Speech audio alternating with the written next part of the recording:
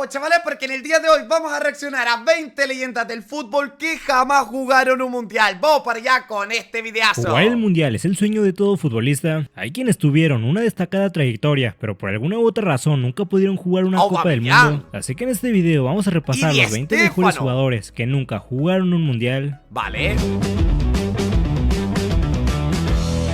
A ver, aquí nos encontramos por aquí.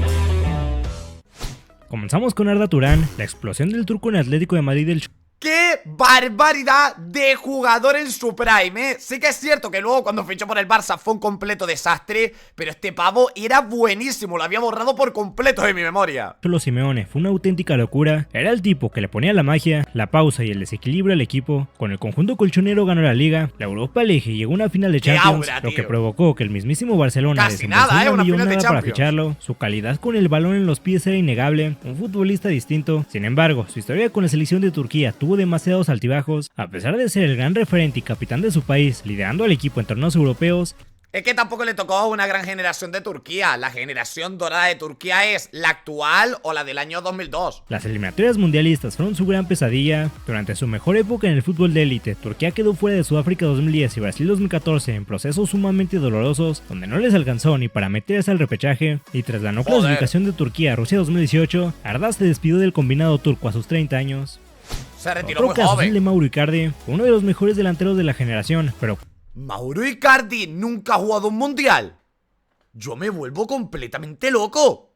Hostia, este dato yo no lo sabía. Cuya carrera internacional fue fulminada por los códigos del vestuario. Durante su etapa en el Inter de Milán, Icardi era una máquina de hacer goles, llegó a ser el capocañonare de la Serie A y capitán del equipo nerazzurro con apenas 23 años. Cualquiera pensaría que con semejantes credenciales, su lugar en la selección argentina estaba más que asegurado, pero su realidad fue una pesadilla. El gran obstáculo de Icardi no fue su rendimiento en la cancha, sino su vida personal. Tras el mediático triángulo amoroso con Maxi López y Wanda Nara, el delantero quedó prácticamente vetado del albiceleste. Los rumores en Argentina siempre apuntaron... ¿Cómo? ¿Qué triángulo amoroso? Amigos, ¿esto qué polémica es esta? No me lo conozco el chisme. ¿Alguien me puede explicar, por favor, el chisme este del trío amoroso de Icardi con no sé quién?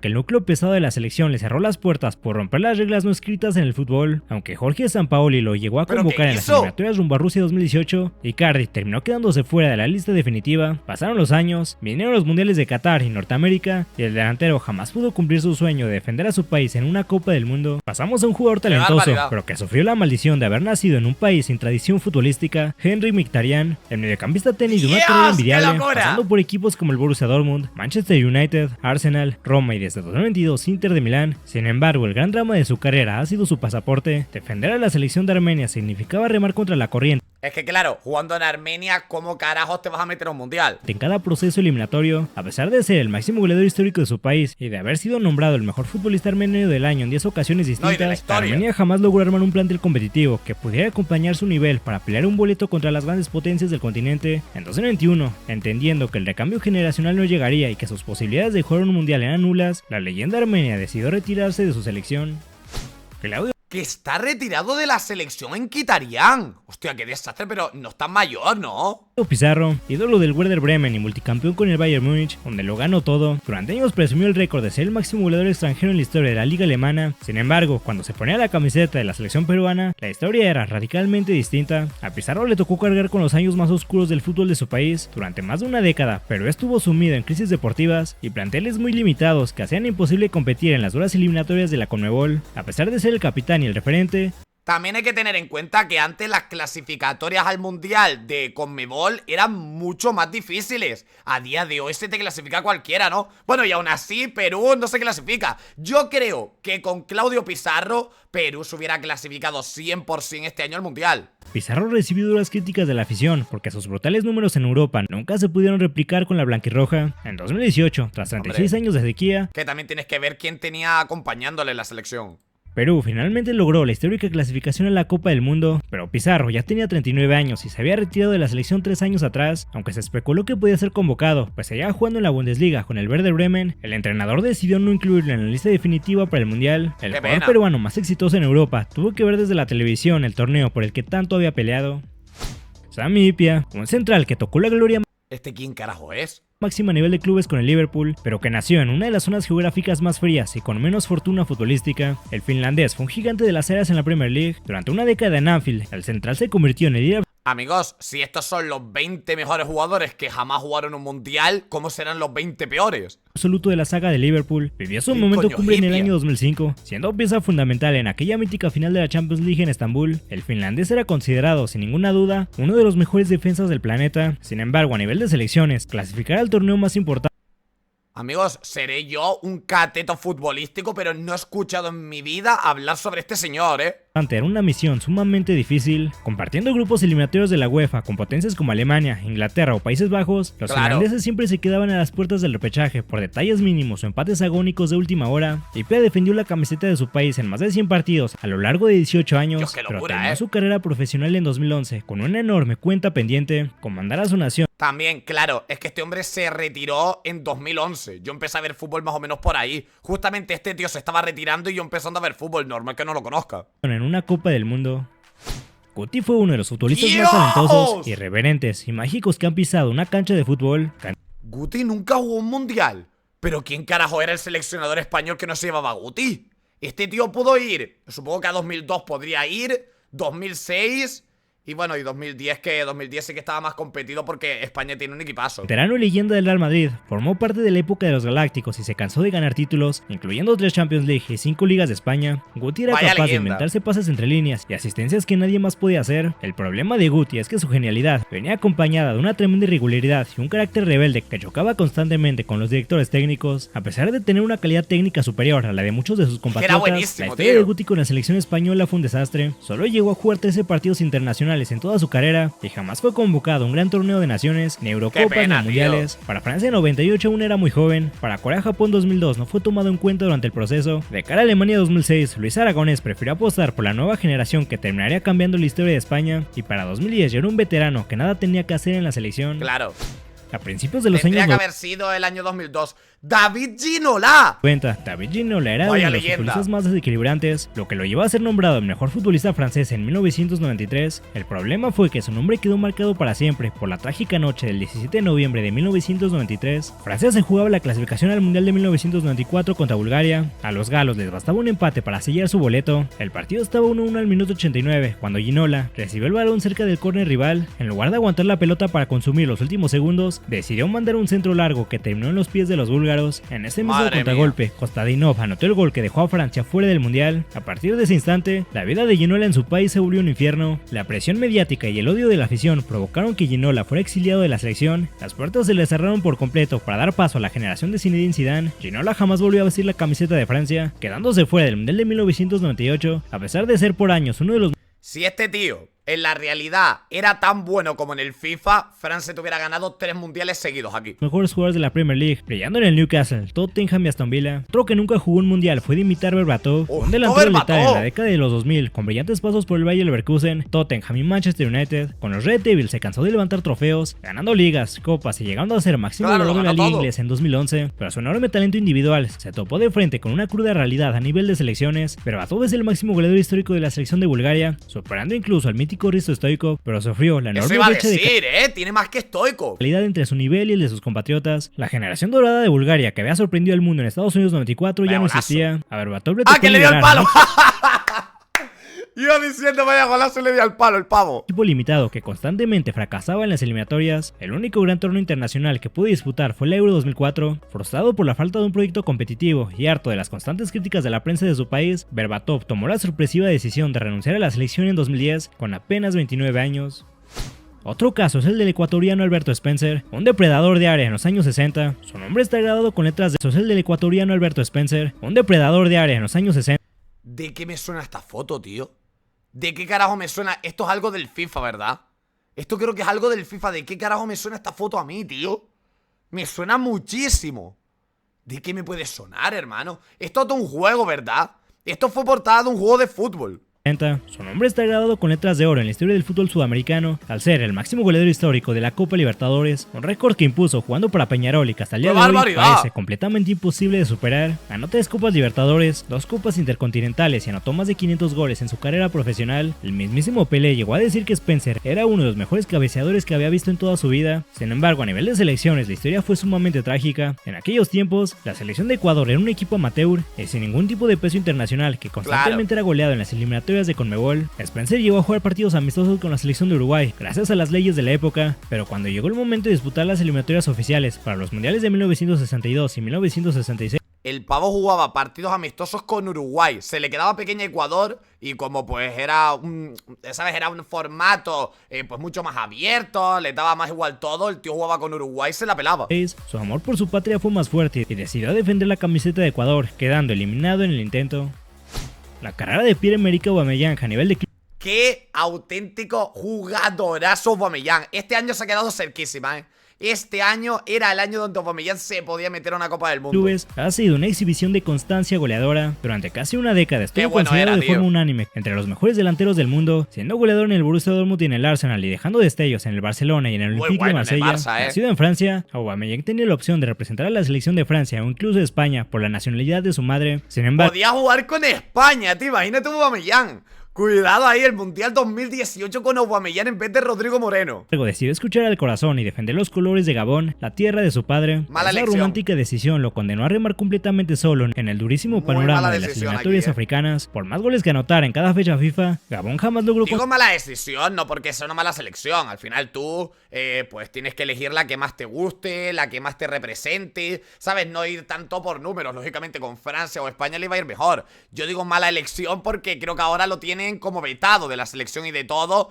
por no clasificarlos a la Copa del Mundo, creo que fue. Consolidar un no, o por no clasificarlos a la Copa África. Algo de eso fue, algo de eso pasó, que tuvo una polémica y lo vetaron de la selección para siempre. Serio, ni un plantel con el talento suficiente para competir a las potencias del continente. Tras el fracaso de Gabón en la reciente Copa Africana, Aubameyang fue vetado de la selección por el ministro de Deportes de Gabón. ¡Qué barbaridad! Campeón del mundo con... ¡Qué barbaridad! ¡Aquí informando! Ahí lo tienen, chavales, informando a la gente. Francia, Aubameyang se retirará sin haber jugado un mundial.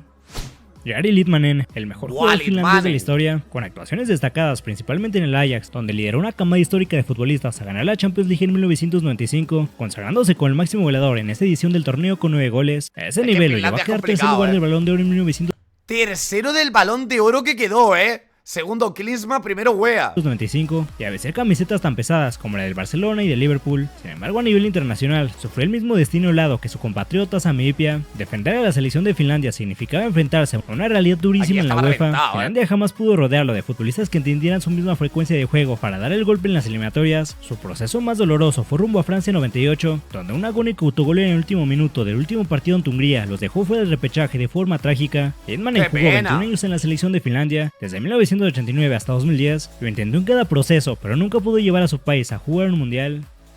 Abedi Pelé fue un mediapunta. ¡Dios! Vaya leyenda del FIFA, Abedi Pelé, de Ghana, ¿no? Con una velocidad, una potencia física y un regate que maravilló a Francia a principios de los 90, fue la máxima figura de aquel histórico Olympique de Marsella que conquistó la Champions en 1993. Su impacto fue tan brutal que ganó el premio de futbolista africano del año en 3 ocasiones. Sin embargo, su gloriosa carrera a nivel de clubes contrasta con su historia en las eliminatorias mundialistas. En los años 80 y 90, la selección de Ghana era un gigante dormido, eran capaces de ganar la Copa Africana, pero en el momento de jugar los procesos de clasificación al mundial, el equipo colapsaba por completo. Abedi Pelé lo intentó todo. ¡Qué locura, tío! Es que es una barbaridad, amigos, la clasificación africana al mundial. Fíjense que Ghana era una selección que ganaba Copas África, que a lo mejor había una Copa África, igual que este año, ¿no? Que hemos tenido a principios de año la Copa África y después el mundial. Pues tú imagínate que este año que Senegal ganó la Copa África, no se hubiera clasificado al mundial. Eso es para que ustedes vean la dificultad que tiene clasificarse en este tipo de confederaciones. Las estrellas negras durante más de 15 años, pero jamás pudo clasificar. La gran ironía de la historia es que, apenas unos años después de su retiro, Ghana se convirtió en un habitual en Copas del Mundo, con una generación que incluía a sus propios hijos, André y Jordan Ayew. El hombre que abrió las puertas de Europa para todo el fútbol africano, tuvo que conformarse con el torneo más importante del mundo, desde el banquillo de las transmisiones de televisión. Ahora vamos con Bernd Schuster. A nivel de clubes lo ganó todo en España, brillando en el Barcelona. El único futbolista en la historia, bueno, no sé si el único, a lo mejor hay alguno más, pero este tío jugó tanto en Madrid como en Barça como en Atlético de Madrid. Vaya barbaridad. En el Real Madrid y en el Atlético de Madrid, con la selección de Alemania. Es increíble, tío, me pasó lo mismo. Esta mañana grabé un vídeo de Maldini, lo tienen por ahí subido, de su predicción del Mundial. Cada cosa que decía yo la decía Maldini 3 segundos después. Me ha pasado hoy lo mismo con esta mierda de Ben Schuster y con lo de Aubameyang antes. Su irrupción fue igual de espectacular, Joder, qué pesado soy, en la figura de la Eurocopa 1980 que terminaría ganando. Todos veían en Schuster al nuevo referente del combinado alemán. El problema fue que su carácter dinamitó su carrera internacional antes de tiempo. Su relación con el director técnico y con las vacas sagradas del vestuario era insostenible. El punto de quiebre definitivo llegó en 1981, cuando el mediocampista se negó a jugar un partido amistoso contra Albania para quedarse en Barcelona a presenciar el nacimiento de su hija. Aquella decisión desató una guerra mediática en Alemania. Schuster, harto de las presiones y de los códigos militares de... Tío, pero de verdad, hay gente que está fatal de la cabeza. Que vetaron a este hombre de la selección por quedarse en Barcelona cuando iban a ser su hija. Yo esto no me lo puedo creer, de verdad, hay gente que está fatal. El fútbol de su país decidió renunciar de forma definitiva a la selección con tan solo 24 años, tío. A pesar de los muy bien hecho, tío, esta gente es mongola. Intentos de entrenadores posteriores por convencerlo de regresar para los mundiales de 1986 y 1990, el mediocampista nunca dio el brazo a torcer. Ladislau Kubala, un adelantado a su época en los años 50, Kubala era un gran goleador, ganó 4 ligas con el Barcelona, pero la mala fortuna le robó el sueño mundialista una y otra vez. A lo largo de su carrera, Kubala defendió a 3 selecciones distintas, Checoslovaquia, Hungría y España. Con las 2 primeras no pudo disputar un mundial, debido a que tuvo que huir de los regímenes comunistas de Europa. Tras refugiarse en España y nacionalizarse, todo estaba listo para... Antiguamente pasaban este tipo de cosas, que tú no puedes jugar un mundial no porque tu selección sea mala, no porque tengas mala suerte, sino porque tenías que estar huyendo de los comunistas. Para que tiene todo el sentido, claro. En 1954 con la Roja, pero una carambola del destino eliminó a España en las eliminatorias ante Turquía por medio de un... ¡Hostia! Esto lo reaccionamos en su momento. Hicieron un sorteo de que un niño tenía que elegir una bola y la que saliera era quien se clasificaba. Vaya mierda, tío, vaya podrio ante las clasificatorias. Sorteo tras empatar en el marcador. 4 años más tarde, España, repleta de estrellas como el propio Kubala, Alfredo Di Stéfano y Luis Suárez, fracasó en clasificar a Suecia en 1958. Su última oportunidad llegó en Chile en 1962, donde España finalmente logró el boleto. Kubala fue incluido en la lista definitiva, pero una importuna y severa lesión muscular sufrida en los entrenamientos previo al debut le impidió disputar un solo minuto en el torneo. El genio que cambió la historia del Barcelona se retiró sin haber podido tocar el balón en una Copa del Mundo.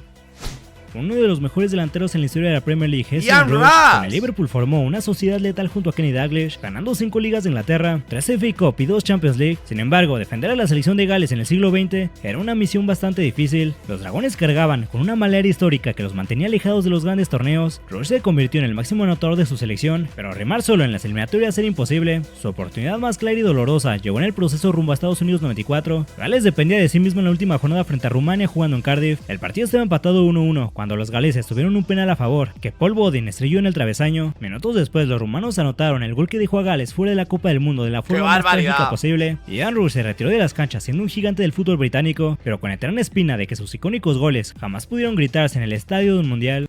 Tío, es increíble cómo ha cambiado ya no solamente el fútbol, sino la vida de la gente. ¿Esto de qué año sería? ¿1980 y pico, 90 y pico? Hermano, miren la pinta que tenía Ian Rush. No me jodan, tío, si parece el pavo este, el que es jefe de Spider-Man, hermano, que Peter Parker le lleva las fotos. Pues se parece a ese tío que puede tener 40, 50 años. Este tío parece un señor de 40 y pico de años, y aquí a lo mejor tenía 20 y pico, claro, era futbolista. Tras el retiro de Ian Rush, llegó otro jugador que lesionaba a todos los galeses con poder regresar a una Copa del Mundo. El único que pudo romper la maldición de Gales era Gareth Bale, Ryan Giggs tuvo una de las carreras más longevas en la historia del fútbol, más de 20 años siendo uno de los mejores mediocampistas del mundo. Es el jugador con más partidos en la historia del Manchester United y el futbolista más laureado en la era moderna de la Premier League, con un palmarés que incluía 13 ligas inglesas, 4 FA Cup y 2 Champions League. Giggs lo ganó absolutamente todo a nivel clubes, pero con su selección vivió el mismo calvario que su ídolo de la infancia, Ian Rush, a pesar de ser uno de los mejores futbolistas. Ian Rush era el ídolo de la infancia de Ryan Giggs. Vale, pues ahí podemos ver, amigos, cómo estaban más o menos, ¿no? Claro, si Ian Rush empezó a jugar más o menos... Este jugador era de los 90, luego en los 2000 también jugó un poquillo por ahí, ¿no? Y este hombre sería de los 70, 80 por lo menos. Desde el planeta, durante los años 90 y 2000, Giggs sufrió la soledad competitiva. Hermano, tío, de verdad. Tengo que parar de hablar de una puta vez, tío. Tengo que callarme la puta boca un día de estos, hermano. Todo lo que digo lo repite el del vídeo. Es que es una locura, tío, en serio. Una selección de Gales que carecía de un plantel para competir en la UEFA. Giggs anunció su retiro de la selección en 2007 con 33 años, decidiendo prolongar su carrera exclusivamente con el United. Ryan Giggs fue la eterna ausencia en mundiales. Eric Cantona no era un futbolista común. Ryan Giggs fue la eterna ausencia. Ryan Giggs llegó a coincidir en la selección con Gareth Bale. Me quedo de piedra. ¿Aquí Gareth Bale qué edad tenía? Pero... Hostia, pero es que no me cuadra. Gareth Bale, ¿cuándo empezó a hacerse conocido? Año 2013, 2014, por ahí, ¿no? 2012 a lo mejor. Hostia, pero coincidieron ahí por la mínima, hermano. ¡Vaya locura! En mundiales. Eric Cantona no era un futbolista común, era un líder que con una aura mítica transformaba por completo sus equipos. Su llegada al Manchester United... Claro, este tío era polémico de cojones, ¿verdad? Por eso no fue. En 1992 fue el catalizador que despertó al gigante dormido, conquistando 4 títulos de la Premier League en 5 años. Llegó a ser Balón de Bronce en 1993, pero su temperamento dinamitó su historia con la selección francesa. En 1988 insultó públicamente al entrenador, lo que le costó una suspensión de un año. Tras regresar, sufrió el histórico fracaso de quedar fuera del Mundial de 1994, tras la trágica noche ante Bulgaria, cuando parecía que tendría su revancha. Liderando a Francia rumbo al Mundial de 1998, el destino colapsó en 1995. Su famosa patada de estilo Kung Fu a un aficionado le costó una suspensión mundial de 9 meses. Vete a tomar por culo, tío. Vete a tomar por culo. Es que ¿cómo te van a llamar con la selección?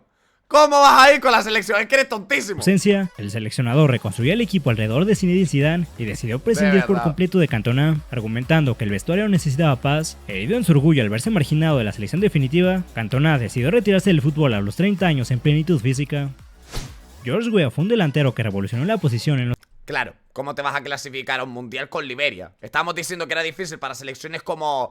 ¿cuál habíamos dicho? Ghana, ¿no? Ghana con Abedi Pelé. Si era difícil para Ghana, imagínate para Liberia. En los años 90, brilló en el Paris Saint-Germain y se consagró en el Milan. En 1995 tocó la cima absoluta al ganar el Balón de Oro y ser el máximo goleador de la Champions League. Weah era el mejor futbolista del mundo, sin embargo defendió una de las naciones más pequeñas, pobres y devastadas por guerras civiles en el oeste de África, Liberia. A diferencia de otros cracks que se frustraban por la falta de nivel de sus compañeros, Weah se echó al hombro a todo un país. El delantero llegó a financiar de su propio bolsillo los viajes de la selección, pagó los uniformes, los balones y los sueldos del cuerpo técnico para que Liberia pudiera competir en las eliminatorias. ¡Qué grande! La más cercana y dolorosa llegó en el proceso rumbo a Corea-Japón 2002. Comandados por un Weah que ya era un veterano, Liberia se quedó a tan solo un punto de clasificar al mundial, peleando el boleto de forma dramática en la última jornada ante Nigeria. El hombre que puso al fútbol africano en el mapa de la élite mundial y que fue nombrado mejor futbolista africano del siglo XX, se retiró sin la recompensa de jugar una Copa del Mundo. ¡Qué pena, tío!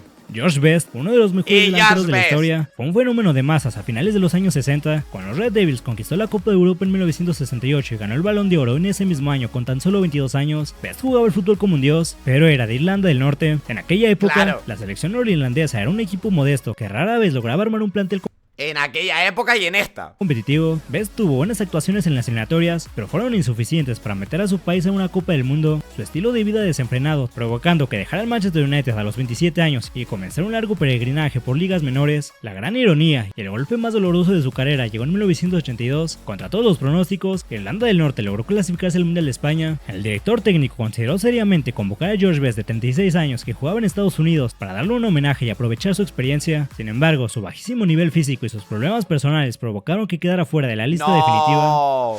Finalmente terminamos con Alfredo Di Stéfano, quien transformó el Real Madrid en el club más grande. Con su palmarés repleto de ligas, copas, champions y distinciones individuales, Di Stéfano era considerado el rey del fútbol mundial en los años 50. Sin embargo, su historia en los mundiales parece maldita. Nacido en Argentina, debutó con el albiceleste en 1947, pero la Federación Argentina decidió no participar en los mundiales de 1950 y 1954.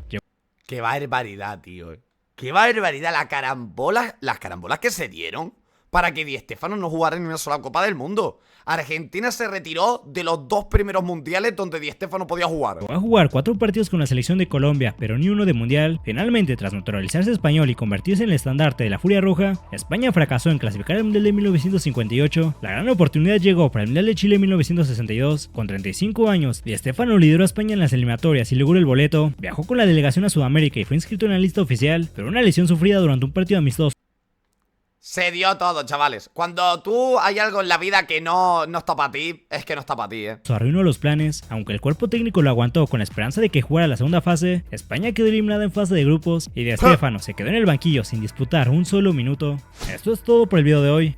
¡Qué videazo, tío! Me encantan estos vídeos porque conozco jugadores y historias que no conocía. Por ejemplo, esto de Stéfano me acabo de enterar ahora. O Elipia esta que no tenía ni idea de quién era. Me encantan, tío, los vídeos de este canal. Y bueno, ya sabéis que si les ha gustado el videito pueden dar su like y suscribirse al canal. Hasta otra. Y adiós, nos vemos. Descansen por ahí.